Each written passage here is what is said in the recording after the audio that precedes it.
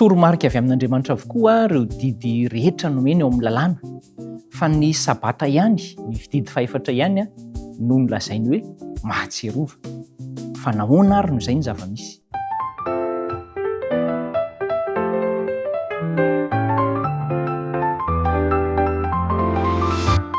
Hitantsika teo aloha hatrany ny hoe fitandremana ny didin'Andriamanitra izay niainan'ny zanak'Israely sy mbola iainana ankehitriny. Fa hodinitsika manokana izany izao tia hoe mahatsiarova. Nahoana ary no io rery no voalazan'ny didy fa hoe mahatsiarova fa tsy hoe aza. Manintikitika antsika izany fanontaniana izany. Andeha isika hiverina kely aloha tamin'ny tantaran'ny zava-misy teto amin'izao tontolo izao. Tany aloha rehetra tany dia efa napetraka foana ny hoe lalàna hifehezana fiarahamonina.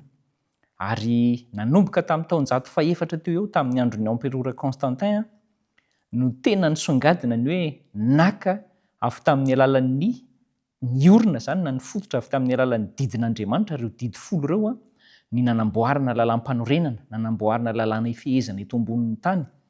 Ary tsy nisy afa-tsy izay izany ny fototra, saingy izao tao anatin'izay fangalanan'ireo anankifolo ireo izay dia nisy anankiray nefa tsy mba dia nalaina loatra. Dia io ilay hoe mahatsiarova io. Fantatrao ve fa isika tsirairay avy amin'ny fotoana indrindra matetika ilantsika fahatsiarovan'ny-javatra no hanadinoan-javatra. Izany hoe raha fanadinoana izany mpahazo antsika rehefa amin'ny fotoana izay ilana azy indrindra. Andeha amin'ny toerana anankiray isika izay ilana fitaovana anankiray, ary ohatra izany ataontsika hoe andeha fiara isika, dia ny laklean'ny fiara mihitsy no adino, nefa iny ny tena hitondra antsika.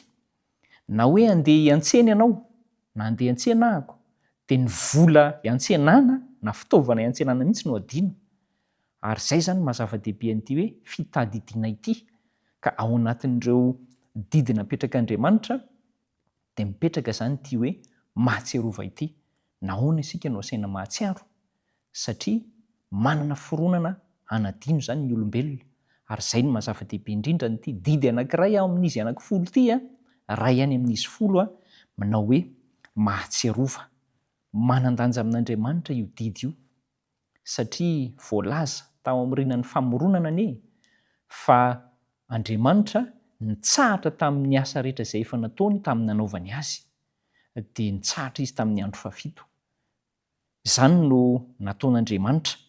Dia taty aoriana araka ny efa hitantsika no nanomezana azy makotrokotroka tamin'ny fomba makotrokotroka teo Sinay, zava-dehibe indrindra izay. Ary anisan'ny voatonona tao anatin'izany ny fitandremana ny sabata. Fa inona marina moa izany ny antony teo mahatsiarova?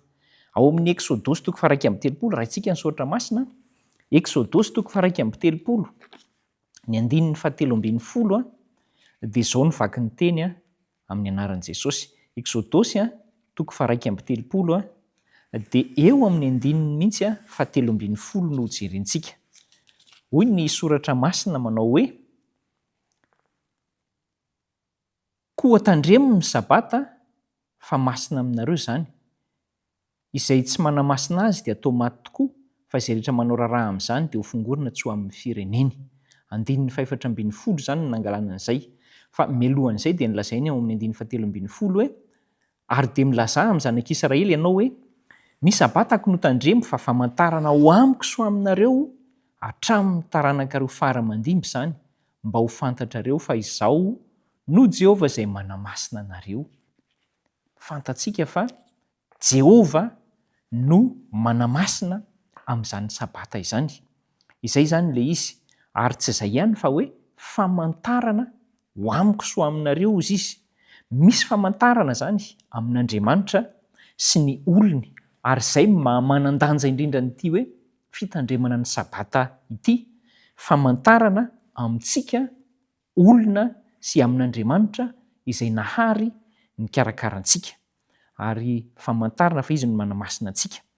Ilay izy izany dia izao famantarana fa tsy hoe masina akory isika, fa izay indrindra no hidiran'Andriamanitra an-tsehatra manamasina antsika.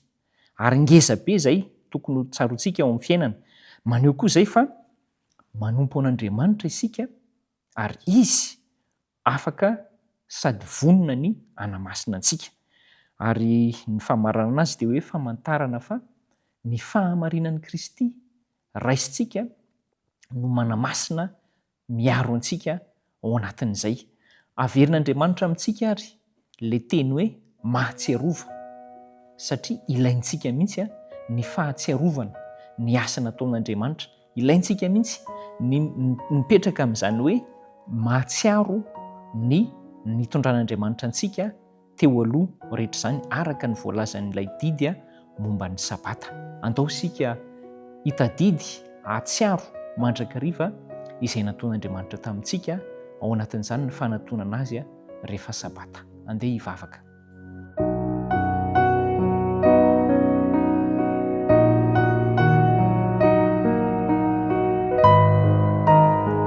Tomponay eo, isaoranay be dia be ianao fa ampatsiahivinao anay tokoa amin'ny alalan'ny didy fahefatra ilay hoe mahatsiarova ny andro sabata. Ianao no tompon'izany sabata izany no miantso anay mba hahatsiaro azy. Ianao ilay nitsahatra tamin'izany no manasa anay koa mba hitsahatra aminy.